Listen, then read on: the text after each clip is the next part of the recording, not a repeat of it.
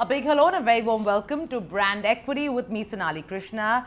This week, I have two very special guests joining me right here, actually in their office. These two gentlemen actually need no introduction. They are former Ogilvy employees and now, of course, very, very successful entrepreneurs of sorts. So without further ado, let me introduce the two guests on the show today. It's none other than the WOMB entrepreneurs, Navin, Talreja and Kawal Shoor. Hi. Thank you so much for joining us today. Thank you. Truly a pleasure, and it's been quite a journey. So 4 years, and what an innings it has been. You've done so amazingly well in terms of your own innings. Not too much of a shout out for PR calls or positioning and all of that. So truly kudos to both of you to have actually walked the talk. But today my interview is really going to be a little bit about summarizing your journey for the last 4 years. Your introspection as advertising professionals, because you all have been professionals for a long time.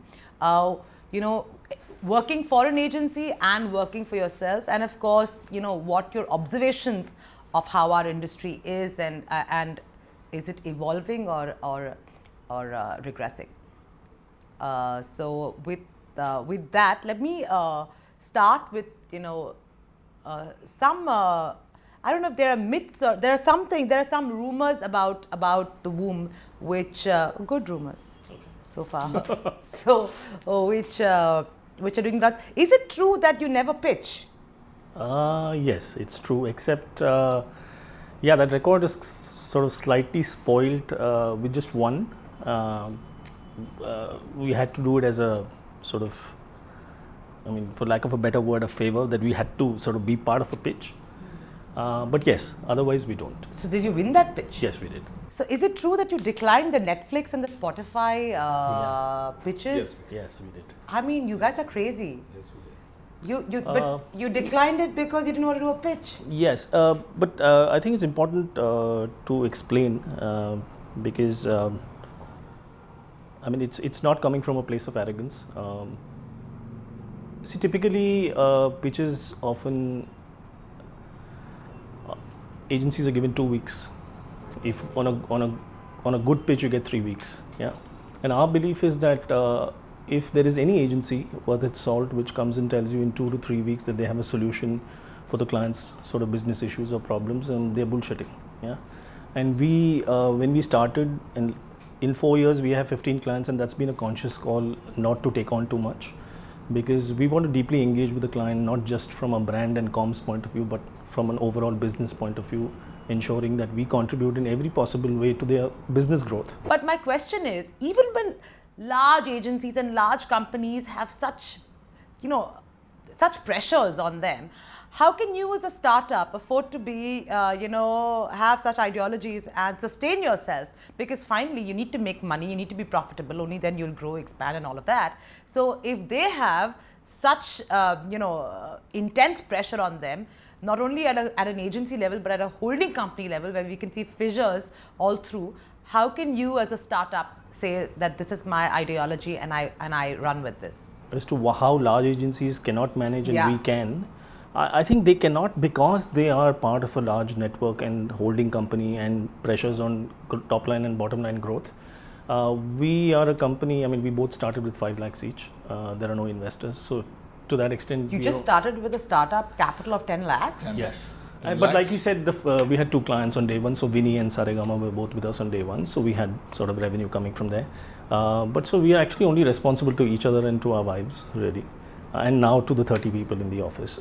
So to that extent, actually you can. But just a small point, even the 3-4 years that I was running Ogilvy Bombay, sure. And Kawal was head of planning first for Bombay and then became the CSO, we didn't pitch even in Ogilvy. We didn't pitch even then. But would it be your role to pitch? Would it be a rule? Role, because as an office head? Yeah. In Ogilvy? Yeah. Yeah, but I'm saying the agency didn't pitch, so naturally I didn't. Yeah. What do you mean Ogilvy doesn't? Not at that time. Not Those for 3 years, 4 yeah, years. 2000. Really? Yeah, 2011, 12 to 15. Ogilvy, So what? Bombay didn't pitch. Oh, so Ogilvy Bombay said if you want us, come. Credentials, not in that tone, of course, but yeah, credentials and again chemistry meetings, introducing the team, so on and so forth. So 3 years. So are you telling me you don't pitch any ideas? No, Not nothing. No at all. strategy, no idea. Strategy, nothing. No. You believe in me, you come on board, and then we'll start working. That's what you say. Yes. But you know, it's just like, I mean, It's pretty bold. Consultancies don't give out their solutions at a pitch. I agree. The difference is their positioning is so different compared to an advertising agency. But it's upon us to change It's upon it. us to That's change true. It's upon us to change it, because if we don't change it, and I think it's again, you call it foolish, you call it bold. Like I said, there is no external pressure wanting us to work in a certain way, so we choose our own path. Yes, I mean, so have we along the way, could we have, I mean, we're at 15 clients today, could we have had 22, 25 I'm clients? sure you could. We could have had. We have Netflix, Spotify, MTV. We've said no. Would those clients have added to the sparkle of the agency? Yes. Sure. But then a principle is not a principle if it doesn't cost you money. So we're sticking with it. It's a strategy for the moment. But yeah. We'll see how it goes. And we've never had the desire to be the biggest. So we've been part of a very, very large network. So we know what size means. Size also means giving 1% of your time to one client and 2% of your time to another one. You just can't do justice to what they need from you. So we don't have the desire to be the largest. We just want to be admired for the work we do. And you know, thankfully we can all say this in hindsight, but it's working. Sure. Sure. Yeah. Yeah. So, tell me, is it also true that you do not believe in having a creative face? Because who is the creative face of the work? Yeah, also, one of the things we told ourselves, I mean, having worked with Ogilvy, which is obviously, I mean, you know the history in India, they're fabulous. Yeah. One of the things we used to feel is that there were usually sort of set responses to a brief, right? So ये ad emotional बनाते हैं, ये ad funny बनाते हैं, yeah. And therefore, if you look at all the work, I mean, I'm just talking TV for a moment. All the work on TV, it has a certain grammar of storytelling, yeah. And that very often happens because you have one person sort of leading the agency, and their personality sort of rubs off on all the brands, yeah. We wanted to sort of challenge some of the ways stories were being told in India for brands, and the only way we felt we could do that was not by having one person leading it, but have hungry mavericks who've got about, so we've got about 12, 13 out of 30 people, 13 people in creative, 3 people about 17, 18 years of experience, done brands, categories, agencies, so on and so forth, digital even. And what happens naturally because of that is that their responses to a brief are not set in stone, and they're not set in their ways of working. A set in pattern. Yes, yeah. And we are also constantly challenging, saying that nahi yaar, ye to dekha hua hai humne. So let's find something. Let's find a different way of saying the story. And if you look at our reel, let's say if there are 20 films there, you would find about 8 or 9 clusters there. It's not one or 2 patterns that you would see. Each film is very different from the other. And so when clients in the first year asked us this question, after that actually the work took over, and once we share the work they don't ask the question. But if anybody is asked, we've said, look at this work. I mean, first, this is the work, and this has worked for the clients, and you agree if it's a great creative. But you also realize that it's not set in any pattern of storytelling. And that, I think, was the starting point of saying that we don't want to define ourselves by an individual, but by a certain way of working. And therefore, but again, never say never. We don't know. I mean, 2 years later, 18 months later. So again, now this sounds, Forsman and Bodenfors, by the way, follows a similar thing out of Stockholm. Really? Yes. They don't have a creative head. They've got 4 sort of creative cluster heads. Client heads or whatever you want to call them. But there are largely 4 people each doing their own kind of work. So somebody's working on IKEA, somebody's working on Walmart. Today, if I had to ask you to size up the industry, taking into account your own 4-year journey, which I'm sure has had its own struggles, and your long stint at Ogilvy, and when you are with an organization as reputed as Ogilvy, the power is different. And when you start up, the power is obviously different, right? And we all know that we're all attached to our tags. So what has been your observation of the industry, good, bad and ugly, as professionals? I think one of the things that's happening in our industry a lot nowadays is this obsession with new age media. You mean digital and social and all of that. And I think it's only fair, because if consumers are moving there, we need to move there. Yeah. Two things. One is, are we moving at the same rate as consumers, or are we behind or ahead? That's one. The second is, in our desire to be seen as digitally equipped, digitally forward and all of that, are we losing sight of what bothers the client actually? So the senior you go in the client hierarchy, they are not looking at posts. They are not looking at digital videos. The higher you go in the client's hierarchy, they're bothered about solving a business problem. They bother about growth. And are we having those kind of conversations enough? Are we learning and evolving, or are we regressing? I would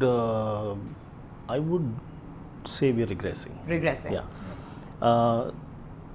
See, one of the things again when we started was obviously, you start and you say, okay, so classic stuff saying that, okay, where's the need gap, right? And you realize that large agencies, because of pressures of growth, so on and so forth, one of the things that happens is, you're constantly chasing new business at the expense of your existing clients, yeah?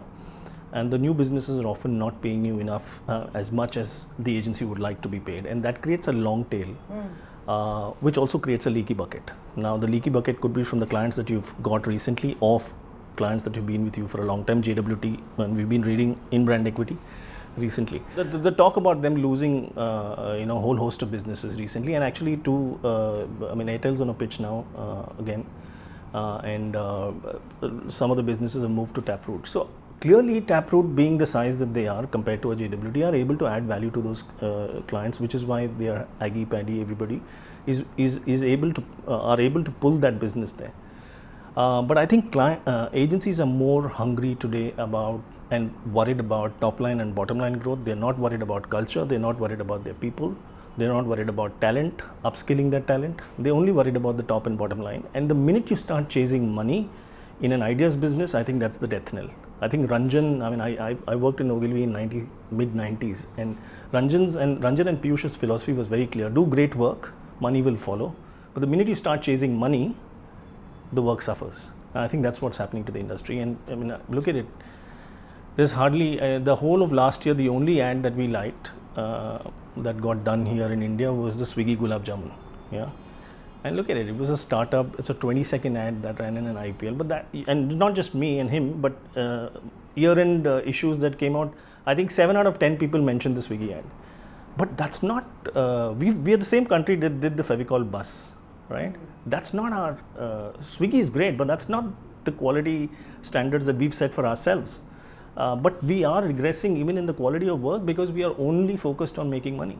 And the minute you take your eyes away from money and say, let me focus on creating great work that adds value to clients, clients will come, clients will respect you. Agencies have lost respect. Clients will respect you, they will pay you the money that you want. You can then invest in culture, people, everything. And that creates a positive cycle versus the vicious cycle that we are in today as an industry.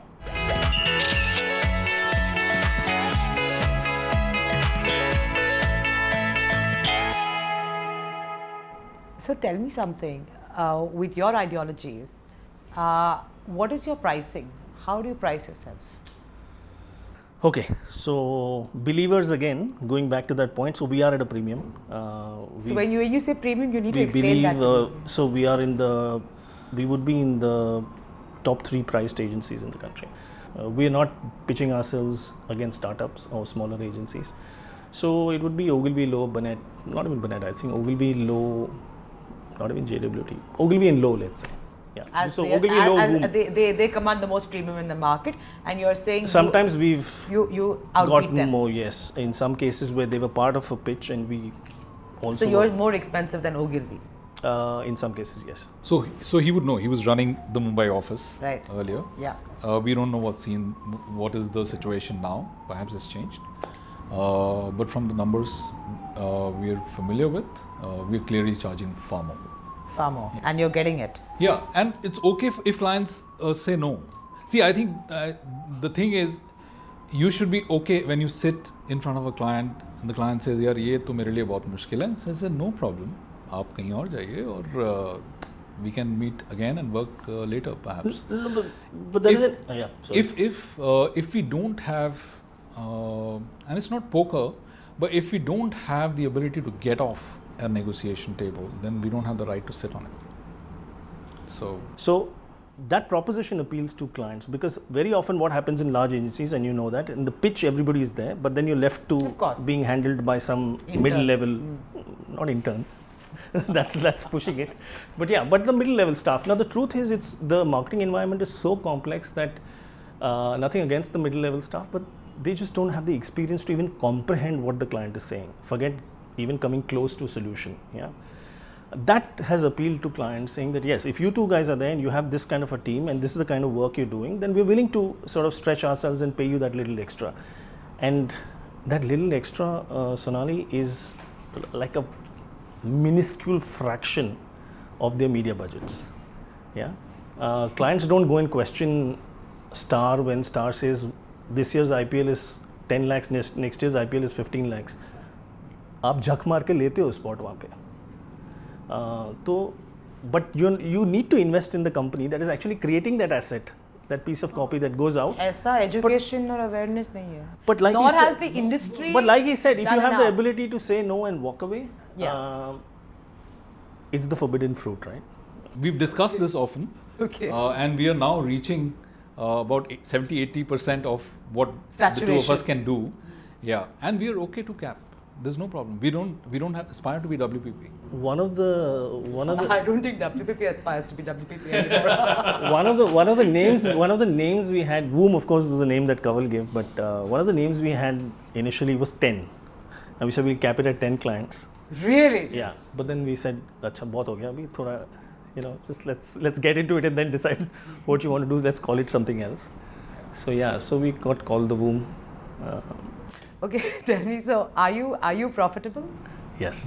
Every year since the first year. So can you give me your numbers? Not percentage. The profit percentage. We are about top line of about $2.6 million. And healthy profits. I've been trained by Rane, so the profits will be healthy.